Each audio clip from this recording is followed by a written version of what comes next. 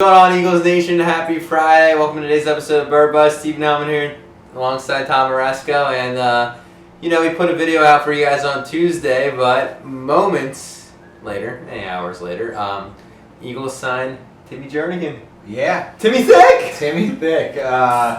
Little inside joke we have, but and it has literally nothing to do with Timmy Jernigan himself. Timmy Jernigan, however, great player. Great player. I mean, can't say great player. Obviously as fans, we always want to say great player, but he does things that maybe Benny Logan didn't even do. So I'm excited to see him, young guy, playing next to Fletcher Cox, and let's get into the questions. Yeah, no, absolutely. And it's Miles not missing a beat here. He says, "Is Timmy Jernigan a starter, and how much does this help out our defense to be one of the best?" Yeah, I think he is a starter. I mean, I think that they traded back 25 spots in the third round because he's a starting quality guy, and they felt if they can get a guy like Timmy Jernigan for a third round pick, and then also retain recoup a third rounder comp pick, but 99th in the draft, and you're not losing the pick, you're moving back significantly, but you're picking up a guy that's going to be a starter. He's 24 years old, and he's cheap right now. He's $1 million, and they don't have cap to spend right now. So Benny Logan, you couldn't pay him that $8 million. Yeah, you just couldn't. And Timmy Jernigan, after this year's over, if he plays well, he'll likely get a contract extension because he is young and he does fit what a Jim Schwartz defensive tackle does. So.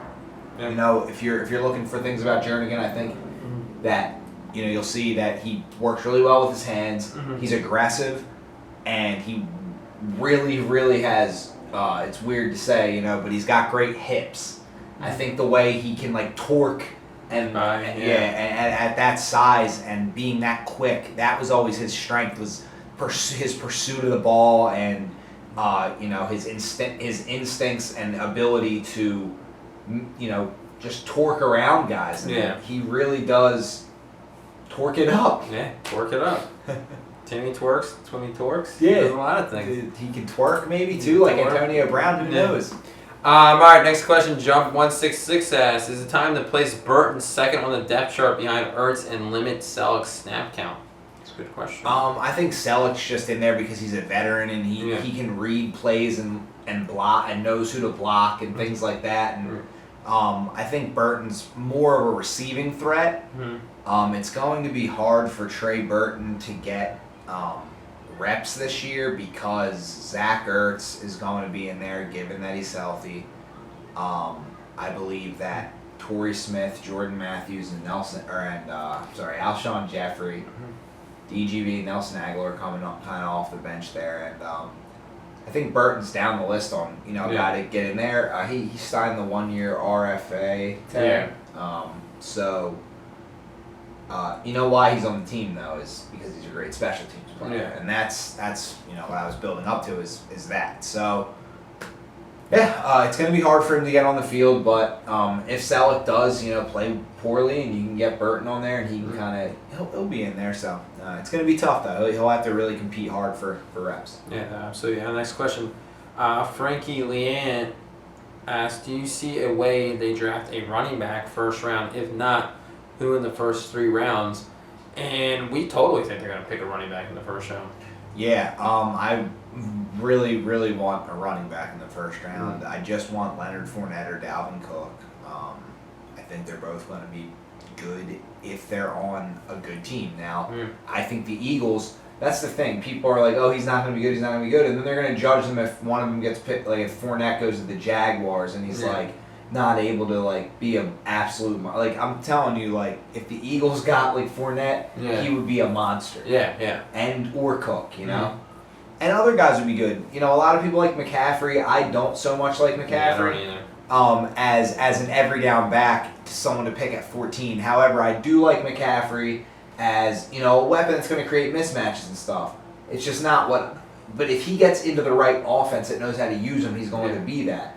He could be in the Eagles. I would rather get Fournette or Cook. I think they're guys that you can count on week in, week out to handle the ball and take the beating that NFL running backs do. And I think it's just because of how they're built. If you look at how they're built, and I think McCaffrey's Yeah, the thing is, you just need a starting running back. Yeah, you everyone's like, oh, you guys just want one because like Zeke. The Cowboys had Zeke, and you saw Yeah. what he did. It's like, well, we just need a guy. Yeah, it was like getting like Alshon Jeffery. Like yeah. people were like, oh, like it's like you just need him. Yeah, like yeah. you just needed him because Yeah. you don't have anyone at that Yeah, position. you don't have and that's just anyone. how it goes. Yeah, corner is thin too, but there's literally 15 guys. I tweeted that out. 15 guys that I've seen everyone say that they like and think is going to be good. Yeah. So if there's 15 guys, then just pick one at 43rd overall. I mean, who's to say? They're all like very similar and and everyone's saying, you know, guys like, you know, it's like a new guy every week, so it's like I don't know. How can we even decide? I'd rather just get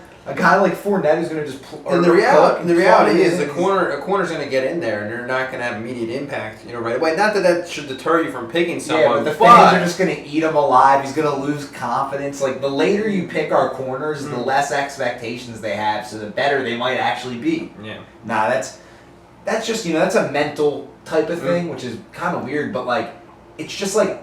I know the fans would be happy if we got Leonard Fournette because I know he'd come in and he would just be a monster. Go off. People would just be like, "Who cares that we picked him in the first round? Yeah, like, he's good." So like that's kind of just what I want. But you know, bring me any talent. I just need a running back with the first 2 picks and probably a corner. So it's got to be in some order. I'd like Fournette and a late corner rather than an early corner and like a lesser running back. Yeah. Yeah, because Mixon might not be there, and I know there's mixed signals on Mixon, but he's very talented and seems to be, trying the public approach to it and saying the right things and hopefully doing the right things as he says he is. But spending I just think it's a waste to pick a corner first. If you pick a corner first, you might as well just pick one second too. Because you might just get one that's just as good. Yeah. Like if they didn't pick a corner second and they picked one first, I'd be angry. Then you have to get your running back. Yeah, but I'd just be mad because then you could also get a first round talent in the second, and it's just dumb. Yeah. It's just dumb not to just take one first, unless you can get. No, I still think it's dumb. Even if you can get like the best one, I still think it's gonna be crazy. Cornerback, running back looks like it's like lining up to be that, and there's always Reuben Foster in there. He's mixed in. So. Well, speaking of Reuben Foster, J. Brad 13 asks, how many Cowboys do you think Reuben Foster will lay out next year in Eagles green? He is a beast. He is a beast, and honestly, I do like him a lot. Rip people's heads off. Yeah, I do like him a lot, but I don't think getting a. I mean, jeez, it would be crazy if we had a Reuben Foster because. But number one, I think you'd have to trade up for him. And I think that's what a lot of fans are kind of not understanding and seeing. Mm-hmm. He's the best linebacker, and he's like jumping off the page. Like his highlights are good. If you watch the like in-game stuff, he just looks like he's everywhere, makes plays. Mm-hmm. So a lot of GMs are looking at him as not only one of the best linebackers or the best linebacker, but one of the best players in the team. Yeah. So if you're looking to get a total talent, a defensive player, but you have, questions about where to go, adding that big-time linebacker, the teams will spend for that. Anyone. You could see the Jaguars, the Titans, like anybody could decide on draft day, wow, I really like Reuben Foster. We're going to go with him. Yeah, no, I could see him. And that's what happens with those guys. So, just like Fournette, it's the same thing. When you're that good and you're by far the best player in your class, and maybe it's not as far, who knows. I think Fournette is really just the best runner, and he just plows over people. He's just that traditional one-cut guy that gets the hole and just sees it and hits it and just rips people apart. So, it could be any. So, we're back to Fournette, but, All right, let's go. Brandon Roser asks, are there any free agents left on the market you would like to see the Eagles take a chance on? They're free agents. Well, maybe after the draft. I mean, if you didn't get a running back, we'll see. We'll see what happens. Right now, I think it looks okay. I mean, would you be lying if you were to say if they gave Adrian Peterson a deal? I just don't think he's got anything left. I think that's the thing is that if they did want a running back. Mm-hmm. To start, and they didn't want to draft one early, I think they'd pick up a guy that could maybe be the starter, kind of like a Ryan Matthews. That it's almost like, Ryan Matthews, he played like what 12, 11 games. Yeah. So if you pick like Peterson up and he plays like 11 or 12 games, it's like, well, who cares, you know? Yeah. But they haven't done something like that. And I I think mean, those guys are very expensive as well. That's why they're and even like Jamal Charles, like they're kind of overvaluing themselves at this point. But also Peterson might want to go to a contender rather than a team that looks like they're more on the come up. So I think that getting that running back in house, that's just like Leonard or Dalvin or any of those guys. Yeah, no, definitely Crazy. Next question, Matt Wilson asks, do you think Nelson is going to have a bounce back season? He has no pressure on him, so potentially. Yeah, I think he could. That Ninja Zay asks, am I the only one who thinks Jabril Peppers is going to be a huge bust? They compare him to Charles Woodson, but he only has one career interception, one career forced fumble. What do you guys think about him? I think Peppers is a guy that can make plays on a defense. I thought very highly of him early in the season, and I don't know. I don't know. He's just he's a guy like that's a playmaker. You can kind of put him in your defense, let him just kind of roam around, make plays. Zone. Yeah, I feel like he'd be like nice on like someone like the Cardinals that have like a lot of like playmakers and stuff like that. Like that's kind of like if he went to like a really bad defense, I just don't know. I think he'd be fine, but he'd get like picked out a lot because people would be like, oh, no one's good in this defense, but like, oh, Peppers got beat, so we'll make a big deal of it if he goes high in the draft. If he kind of drops later, like if he went, I don't know, it's tough. You can talk about it all day. It's tough, but the bottom line is Peppers really Charles Woodson? I mean, it's hard to compare anyone to that guy. He's the best, one of the best players in the NFL history, and it's tough to compare that. But I think Peppers could, be a nice player. We'll see what he does though, and where he lands. Yeah, Paul Gugg says, with third round pick swap, which running back are we most likely to draft?